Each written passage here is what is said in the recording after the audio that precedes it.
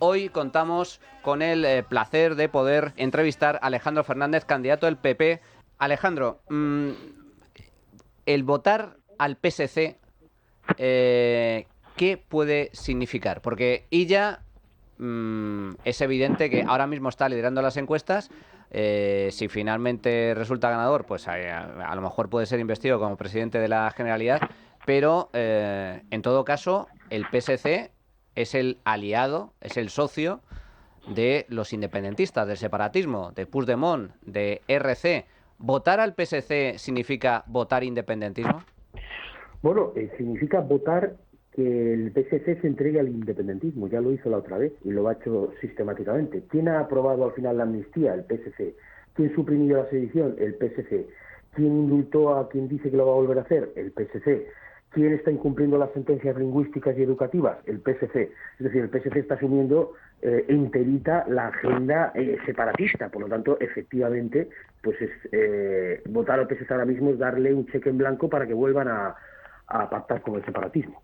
¿Qué se está jugando Cataluña en estos momentos? Comentabas que bueno, el proceso secesionista que arrancó ya hace bastantes años, por desgracia, ha sumido a Cataluña en un declive económico, político, institucional. En caso de que vuelva a ganar el independentismo con el apoyo del Partido Socialista, ¿vamos a vivir o se va a vivir en Cataluña una resurrección del proceso soberanista? ¿Nos enfrentamos a la convocatoria de un nuevo referéndum pactado o no pactado con el Partido Socialista?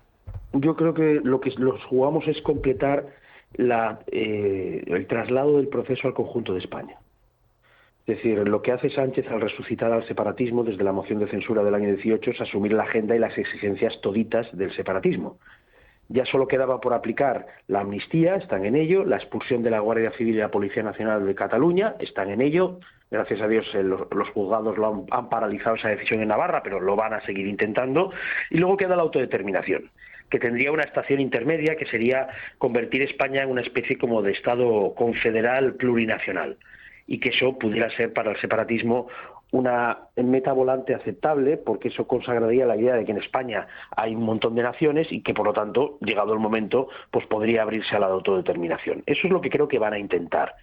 Precisamente por ello es tan importante que el Partido Popular tenga la llave de la política catalana, porque si el Partido Popular tiene la llave de la política catalana, eso no va a ocurrir. Entramos en el programa del Partido Popular para estas elecciones. Las encuestas son favorables para el Partido Popular. Algunas encuestas ya le dan una espectacular subida en cuanto a número de escaños, hasta los 14 que están presagiando algunas casas de análisis. Pero me gustaría que nos explicases un poco cuál es el programa del Partido Popular para Cataluña. He podido revisar algunos puntos de este programa y desde luego hay medidas de lo más interesantes y novedosas en materia económica, en materia fiscal, en materia de servicios públicos. Desde el Partido Popular, Alejandro, proponéis, por ejemplo, un adelgazamiento radical de la estructura administrativa y política de la Generalidad y una histórica rebaja de impuestos. Tu proyecto, el proyecto del Partido Popular para Cataluña, es que Cataluña se convierta en la comunidad autónoma con menos impuestos de España, incluso con menos impuestos que la Comunidad de Madrid. Bueno, yo siempre he creído que los impuestos son necesarios para, evidentemente, mantener los servicios públicos, pero que no hay nada que garantice más los servicios públicos que una actividad económica potente y unas tasas de paro bajo mínimos. Porque lo que lastra a las cuentas públicas siempre han sido las prestaciones de desempleo. Al final, si la gente trabaja, cotiza, las empresas también cotizan más, aunque sea con impuestos más bajos, y la recaudación aumenta. Se ha demostrado toda la vida, lo demostró José María Aznar con 2 bajadas de impuestos, y lo estamos demostrando efectivamente en la Comunidad de Madrid, que puede mejorar la recaudación bajando los impuestos. Por eso estamos convencidos de que ese es el camino. Y efectivamente, la Generalitat de Cataluña tiene más de 200 organismos, además además de las consejerías, organismos que en la mayoría de los casos son observatorios, este tipo de cosas, pero que tienen partidas presupuestarias millonarias y que solo sirven para colocar a los amigos de quien gobierna. Y por tanto, esa especie de estructura elefantiásica que lastra la economía y la administración de Cataluña debe ser suprimida. O sea, el gobierno de Cataluña gobernar no gobierna, pero se ve que observa mucho, ¿no? Hay observatorios de todo, observatorios de todo tipo de animales, de todo tipo de plantas, de todo tipo de cuestiones medioambientales. Nadie sabe muy bien a qué se dedican. Eso es ahora mismo la Generalitat de Cataluña. En cuanto al tema de servicios públicos, es evidente que desde hace muchos años en Cataluña, bueno, pues no hay libertad. No hay libertad para elegir servicios públicos, ni siquiera hay libertad o se restringe y se atenta contra la libertad de enseñanza, contra la libertad lingüística. ¿Qué proponéis al respecto? Pues revertir eso.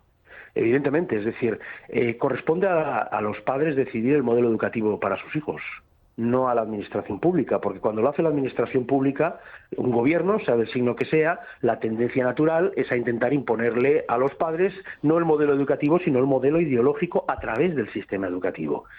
Y ahí viene la persecución a la concertada, la persecución a la educación privada. Que nosotros creemos en un sistema, evidentemente, donde haya una parte pública, una parte concertada, una parte totalmente privada, pero en el que los padres tengan la decisión final sobre el modelo y sobre qué centro educativo eligen para sus hijos. Y ahí la administración no tiene que poner trabas, tiene que ayudar. Y exactamente igual en la cooperación público-privada en sanidad. Hay que tener en cuenta una cosa, Cataluña y Navarra históricamente habían sido las dos comunidades autónomas donde había habido más cooperación público-privada en educación y en sanidad. Y los sistemas habían funcionado muy bien. Y qué curioso que tanto la sanidad como la educación de Cataluña han entrado en barrena cuando se ha perseguido la iniciativa privada. Cataluña tiene los peores datos de calidad educativa de toda España, qué casualidad, cuando se ha perseguido la iniciativa privada. Otro gran problema que existe en Cataluña y que desde luego la imagen que se traslada hacia fuera de Cataluña es absolutamente lamentable, es la inseguridad. Barcelona, estamos viendo día sí día también graves problemas de inseguridad, de robos, de atracos, de ocupación. Barcelona y buena parte de Cataluña se ha convertido en el gran referente de la ocupación en España. ¿Cuáles son algunas de las medidas que proponéis para acabar con el clima de inseguridad que reina en Cataluña? En primer lugar, acabar con la pretensión del gobierno actual de Cataluña de expulsar a la policía y a la Guardia Civil de Cataluña. En Cataluña no sobra nadie para garantizar nuestra seguridad ciudadana, lo que es evidente es que falta gente. En el ámbito concreto autonómico, nosotros hemos cifrado en 570 nuevos agentes los necesarios en Cataluña para garantizar la seguridad ciudadana. Pero aquí, insisto, cada policía tiene su papel y todas son absolutamente imprescindibles. En segundo lugar, poder expulsar a los ocupas en 24 horas. Necesitamos la reforma legislativa que ha propuesto el Partido Popular para toda España. No es casualidad que Cataluña aglutine el 42% de todas las ocupaciones ilegales de España y eso se tiene que acabar. Y finalmente, y aquí somos muy claros, nosotros tenemos muy claro que cualquier persona que venga de otro país a España a trabajar y a cumplir con la ley será bienvenido, pero aquellos que convierten el delito multireincidente en un sistema de vida tienen que ser fulminantemente expulsados. Y eso lo vamos a aplicar si tenemos la confianza de la ciudadanía. Mario. Alejandro, soy Mario Garcés, un abrazo enorme, ya sabes que te quiero mucho y que el día... Y ya sabes que es recíproco. Es recíproco. Yo, el día que te nombraron, la verdad es que fue una de las mejores alegrías que he tenido en el último mes, una cosa que tenía que caer por sí mismo, pero sabes que tienes todo nuestro apoyo. Creo que además Alejandro Fernández, en la medida que aquí yo pueda tener alguna capacidad de movilización, es el candidato idóneo. Es una persona extraordinaria desde el punto de vista de su formación, desde el punto de vista de su componente político. Es un catalanazo y es un españolazo, no como los españolazos de Puigdemont y como otros. Por cierto, decías una cosa y como inspector de Hacienda te lo confirmo. Es verdad que la cantidad de impuestos propios que tiene y tributos propios, absolutamente irrelevantes y absolutamente dañinos y leoninos para la economía catalana, están produciendo una erosión terrible. Y que tú seas de los pocos, Vox también, evidentemente, que está planteando que se erradique, me parece muy bien. Y decías una cosa también, lo de la colaboración público-privada. Acuérdate que los catalanes, el nacionalismo catalán, propició que hubiera determinados negocios como los censos enfiteuticos o los derechos de servidumbre, que eran negocios en colaboración público-privada y no pasaba absolutamente nada. Si no recuerdo mal, sí. Brians 2 o 3 se construyó por esa vía, incluso los centros de los Mossos de Escuadra, ¿no? Pero bueno, te voy a hacer una pregunta. ¿Es posible que dentro de unas semanas se dé la circunstancia, es una hipótesis, pues estamos viviendo hipótesis especulativas, de que no esté ni Pedro Sánchez como presidente ni Puigdemont encabezando el nacionalismo irridento del proceso en Cataluña. ¿Cómo verías una España y una Cataluña sin Pedro Sánchez y sin Puigdemont? ¿Qué pasaría? ¿Se puede empezar a atisbar ya lo que puede pasar dentro de unas semanas? Mario, bueno, pero como hemos entrado en el mundo del sueño emocional, Sánchez nos permite entrar en los bucles especulativos. ¿Qué pasaría? Porque es verdad que Puigdemont ha anunciado que si no gana, deja la presidencia. ¿Podemos ver esa España y qué pasaría? ¿El proceso continuaría? ¿Qué pasaría? Si se largan los dos, lo primero inmediato que habría es que te llamaría y nos correríamos una juerga histórica. Ya sabes en qué restaurante además. Exactamente, o sea que eso lo tengo claro. Pero vamos a ver, yo no soy tan optimista y no digo que tú hayas manifestado ese optimismo porque es verdad que era una pregunta abierta. Yo creo que, por desgracia, el Partido Socialista surgido de Suresnes muere con Zapatero. Y con dos instrumentos que fueron el pacto del Tinell en Cataluña y las negociaciones en Perpiñán para el progresivo blanqueo de Bildu sin necesidad de condenar el terror. Es decir, hacen una enmienda a la transición en la que toman una decisión y es que Esquerra Republicana y Bildu se conviertan en sus dos grandes aliados, dos partidos que no habían participado del pacto constitucional. Por lo tanto, creo que el Partido Socialista va hacia una vía de España confederal asimétrica o a lo que explicaba hace un momento. Otra cosa es que no sería el primer partido socialista en Europa clásico, ha pasado en Francia, ha pasado en Grecia y ha pasado en otros sitios, que acabe desapareciendo. El Partido Socialista tras Zapatero creo que puede tener un futuro bastante complicado. De hecho, y lo sabes tú mejor que yo, los fenómenos políticos europeos tardan un poquito más en llegar a España que en otros países. Algunos dicen que porque todavía por el franquismo nuestra incorporación a la Unión Europea fue más tardía y eso, algunas características particulares que tiene España, pero el Partido Socialista yo le auguro mal futuro, pero no veo esa catarsis hacia un Partido Socialista bueno, para que se me entienda, que es como una especie de quimera que muchos plantean y que tiene más que ver con una nostalgia de los 80 y 90 que con un análisis real. No les veo ahora mismo, es que los veo echados al monte totalmente. Domingo. Sí, buenos días, señor Fernández. Encantado, yo creo que es la primera vez que hablamos. Soy Domingo Soriano. Quería preguntarle acerca de el electorado catalán de centro-derecha. Es decir, el Partido Popular siempre ha tenido problemas, tanto en Cataluña como en el País Vasco, porque buena parte de su electorado, desde el punto de vista ideológico más cercano, pues votaba antes a CiU, en el País Vasco al PNV, y pues eso evidentemente complicaba el crecimiento del partido. Y siempre se habló, yo recuerdo cuando era joven, ahí de niño, adolescente, joven, en la universidad, pues se hablaba de Cataluña como una región pues especial, esto del seni catalán, de estos pequeños industriales, pequeños comerciantes, autónomos, pues probablemente la región en la que más pesaba la iniciativa privada históricamente en España, y que esa parte del electorado pues apoyaba, pues igual que en el País Vasco al PNV, en Cataluña a CiU. Claro, ahora esos partidos que representaban ese colectivo, esa sociología, se han ido completamente al monte. Es decir, ya no es que estén en el nacionalismo, en el independentismo, es que además han comprado por completo el marco mental de la izquierda, y en la búsqueda de ese independentismo, que es su único objetivo, están aceptando cuestiones que en la parte pues impositiva, en la parte regulatoria, son absolutamente disparatadas. ¿Dónde está ese votante? ¿Cómo puede ser que ese votante ¿Cuáles son las dificultades que tiene el Partido Popular para atraer a ese votante, ese pequeño industrial, ese pequeño comerciante que está viendo, lo ve día a día, la decadencia de Cataluña como primer motor económico español, que lleva 30, 40 años, sigue votando a los sucesores de CiU, está contento con esto? También está tan enloquecido con la independencia que está dispuesto a aceptarlo todo. ¿Cómo explicaría usted ese proceso que a mí me resulta muy llamativo desde la distancia? Es decir, se suponía que esta era la región donde este tipo de ideas deberían tener menos tracción, pero ahora vemos que no, que es que ese votante y esos partidos se han metido directamente ya, incluso saliéndonos de la independencia, en una deriva populista izquierdista que ha fracasado en todos los lugares donde se ha desarrollado. Efectivamente, en la descripción está la respuesta. Es decir, y es un análisis que, por desgracia, en Madrid se hace de manera errónea en ocasiones, ¿no? Yo también lo llamo la nostalgia noventera, la idea de que volverá la convergencia de Pujol, y en fin, como si no hubiéramos tenido bastante con un Pujol en este caso, pero Miquel Roca, Joaquín Molín, sí, señores nacionalistas, pero caballeros, ¿no?, con los que podías estrecharte la mano y se llegaba a un acuerdo, se cumplía y se seguía con la política, ¿no? Esto tampoco es ajeno a los fenómenos sociológicos y políticos europeos.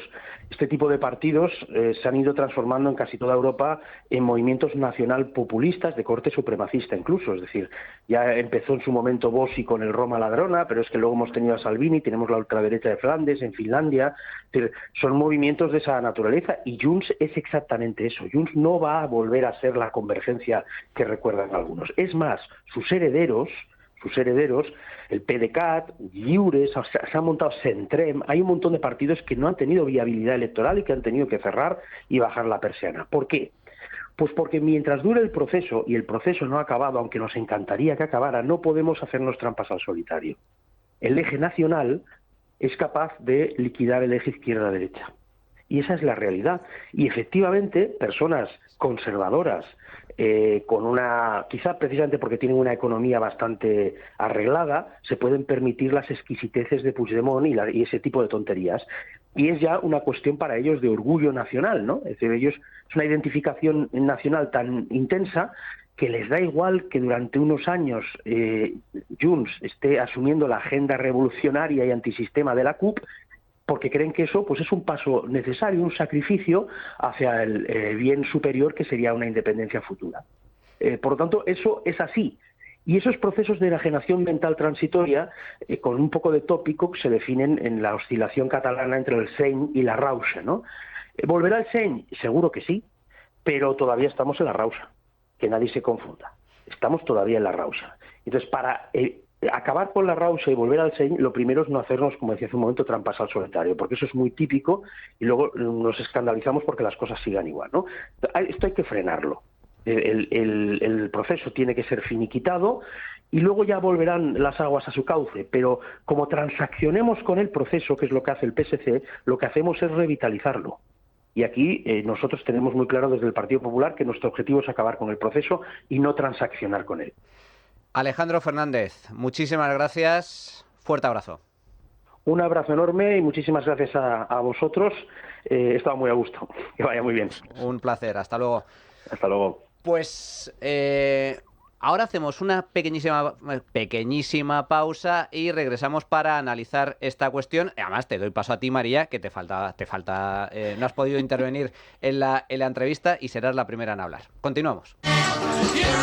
Bueno, pues continuamos en esta tertulia política. Yo creo que lo que ha dicho, lo que defiende Alejandro Fernández, coincido en varios puntos. En primer lugar, en el hecho de que la clave de la política en Cataluña ya no se puede medir, como sucede en el País Vasco, incluso como sucede en Galicia y en otras regiones donde existe el nacionalismo, en clave izquierda-derecha. Esto es una cuestión ya de nacionalismo exacerbado, no es el nacionalismo tradicional que existía en España hasta hace algunos años, sino ya un nacionalismo echado al monte de forma absolutamente alocada y antisistema. Entonces ya digamos que el tradicional eje izquierda-derecha ya no tiene ningún sentido, María. Hace mucho tiempo que el tradicional eje izquierda-derecha no tiene sentido ni en Cataluña, en el País Vasco, ni en general. Porque ya hemos trascendido esa etapa. Pero a mí me hace cierta gracia que el escándalo de Pedro Sánchez y los días de meditación y ejercicios espirituales han sacado las siguientes declaraciones de Carles Puigdemont. Esto no va del futuro del PSOE. ¿Qué se han creído? va de nuestros hijos. De nuestros hijos, sí. Y parientes varios. Por la idea esta de que ahora las elecciones catalanas se van a ver influidas y van a ser como un signo o un símbolo de si el PSOE tiene el respaldo o no tiene el respaldo, o si Pedro Sánchez tiene el respaldo o no tiene el respaldo, ¿no? Entonces, le ha quitado protagonismo, Dios mío, dos egos en discordia. Yo creo que, por desgracia, aunque probablemente Alejandro Fernández sería un excelente candidato para gestionar, porque hasta Marc Rovira en El País decía que lo que hace falta es desatrancar la administración catalana. Para que lo diga Marc Rovira en El País, es que tienen que estar muy, muy atrancado de verdad. Es un desastre. No se va a votar al mejor gestor. Se va a votar al símbolo.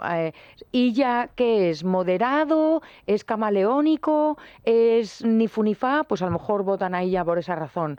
El independentismo. Bueno, pues ahí la pugna va a ser ¿votamos a Esquerra o votamos a Puigdemont? Como cuánto nos ha decepcionado Puigdemont, le perdonamos todo tal no sé qué, y por desgracia las elecciones catalanas no van a ser unas elecciones acerca de la gestión en Cataluña, no se va a votar la solución de los problemas enormes que hay, no se va a votar para que vuelvan las empresas a Cataluña y para que Cataluña vuelva a ser pues un motor económico, etcétera, sino que se va a votar en función de la banderita, de la banderita y de quién se pone de perfil mejor.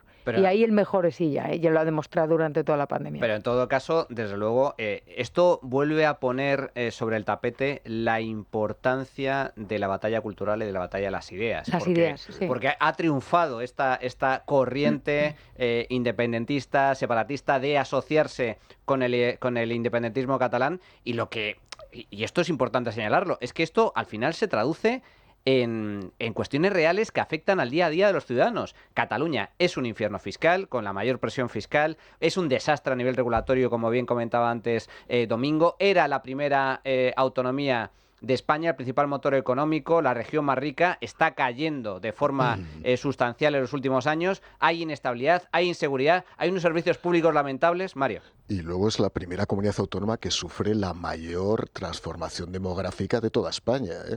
El 50% de los niños que nacieron el año pasado en Cataluña son hijos de padre o madre que no es español.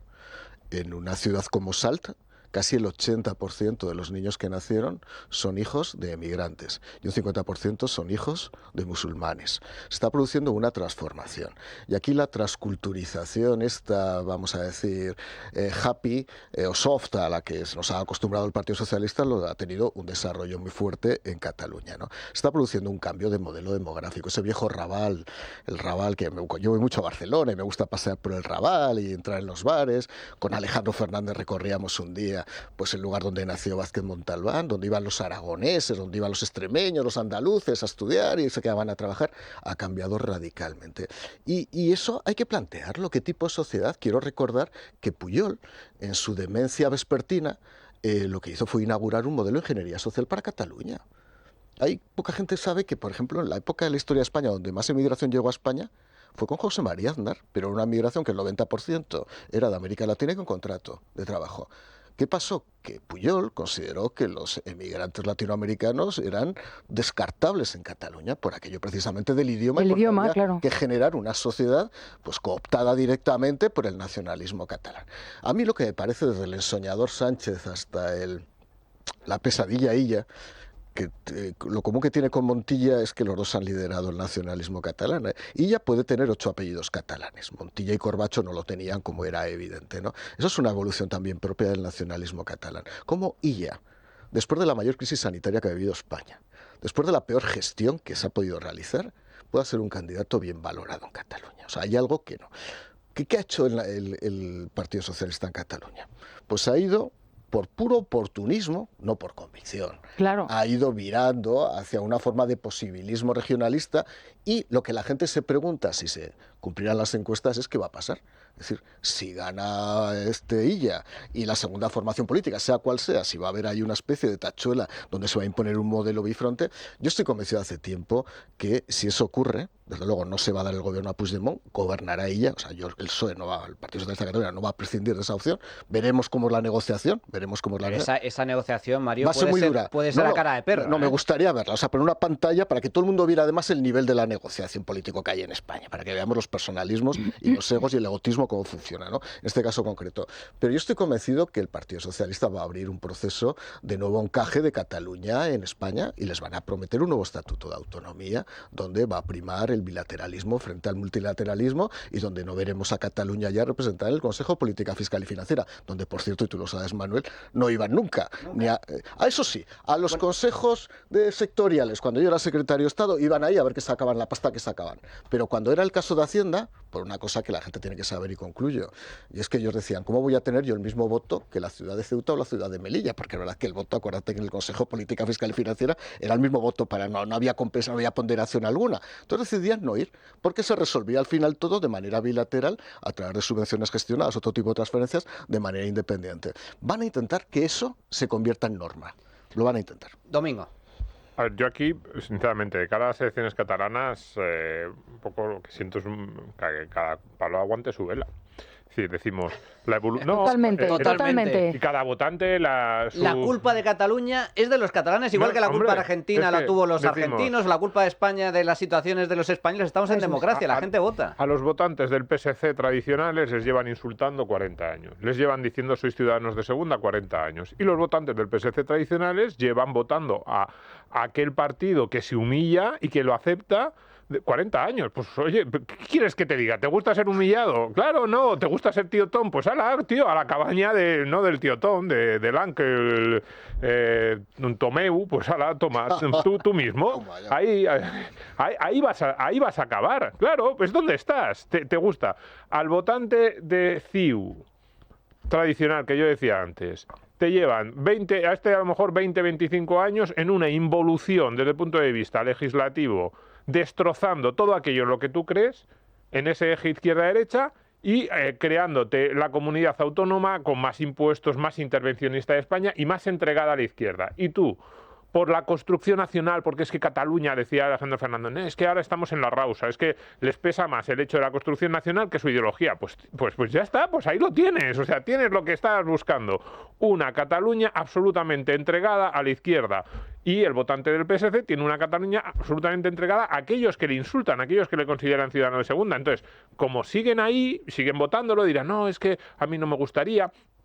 Para mí, es que sacaba Montilla, para mí una de las imágenes o uno de los momentos que define a Cataluña, yo leía un día cuando nombraron a Montilla presidente, ponían que era un tipo entregado al partido, que era un burócrata, que estaba permanentemente allí en el partido y que ahí había ido creciendo. Y decían que no se le conocían aficiones, que no se le conocían grandes, actividades de ocio y que hobbies, que lo único que le gustaba realmente eran los toros. Que parece ser que iba a los toros mucho en Barcelona. Que fue él quien los prohibió. O sea, el pobre hombre, lo único que le gustaba era eso, pero le humillaron tanto, le humillaron a tal nivel, le dijeron que no eres ciudadano de primera, que tú aquí no te mereces estar, que te dejamos que seas presidente, pero solo durante unos años, a ver si te crees que tú vas a ser parte también de la élite de este país. Él mismo persiguió aquello que era lo único probablemente que le hacía feliz, que le hacía olvidarse las preocupaciones del partido. Eso es la Cataluña actual, pues tenéis lo que os merecéis. ¿Qué queréis que os diga? María. A mí solamente me gustaría destacar de todo esto como conclusiones personales dos cosas. Primero, ya no se vota el programa, no se vota el programa electoral, no importa el proyecto de partido que tenga cada uno, se vota el que puede pactar o no, el que se pone más de perfil o no, me da esa sensación. Dependiendo de lo que dicen los medios, además, o sea, ya no es que no se lean libros, es que no se leen ni los programas electorales porque da igual. Es a ver cómo queda ante la sociedad, cómo queda en la reputación periodística tal candidato o tal otro candidato. Y luego la famosísima frase que lamentablemente es el mal español desde hace siglos, que es la economía, estúpidos. Es decir, hay que poner por delante la economía, por delante de la política. Y cualquier análisis mínimamente lógico de lo que está pasando económicamente en Cataluña, pues echaría por tierra pues un montón, proactivamente todos los candidatos que ahora mismo no tienen un programa económico sensato que mire por el bienestar de los catalanes. Pero te digo incluso desde el independentismo, Adrián, Hemos hecho la pregunta, la encuesta que hacemos en todos los programas. ¿Cuál es el resultado de la encuesta de hoy? Cuéntanos. ¿Qué tal, Manuel? Pues hoy preguntábamos ¿cómo calificarías la manifestación del PSOE? Dábamos 3 opciones: éxito rotundo, espectáculo bochornoso o pinchazo histórico, y ha ganado el espectáculo bochornoso con el 76% de los votos, seguido de pinchazo histórico, y tan solo un 4% decía de éxito rotundo. Así que también hemos recogido las opiniones de nuestros oyentes a través de las notas de audio. Buenos días. Este PSOE es patético. Qué manera de hacer el ridículo. La manifestación de ayer de Ferran, según la delegación del gobierno, de 12.500 personas, pero claro, con bocadillo, cervecita y autobús, y a preguntarse quién la ha pagado. En fin, estómagos agradecidos del partido sometido a las oligarquías extranjeras.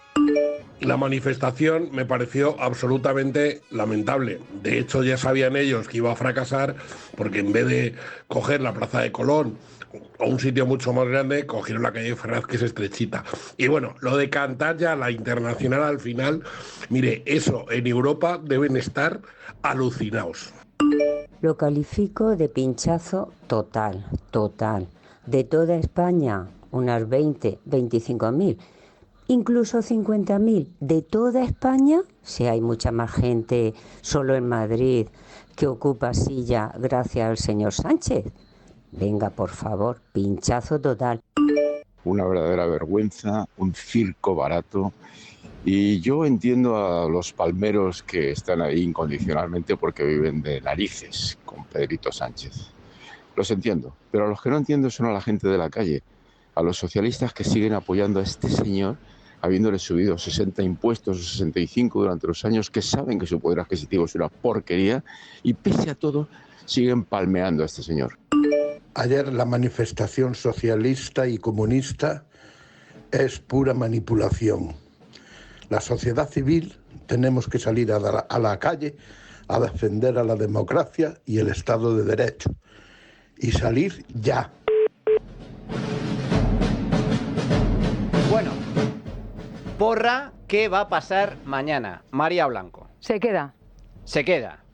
¿Mario? Dimite y rezará a San Antonio de Padua, que es el santo de los enamorados. Claro que sí. ¿Y Domingo?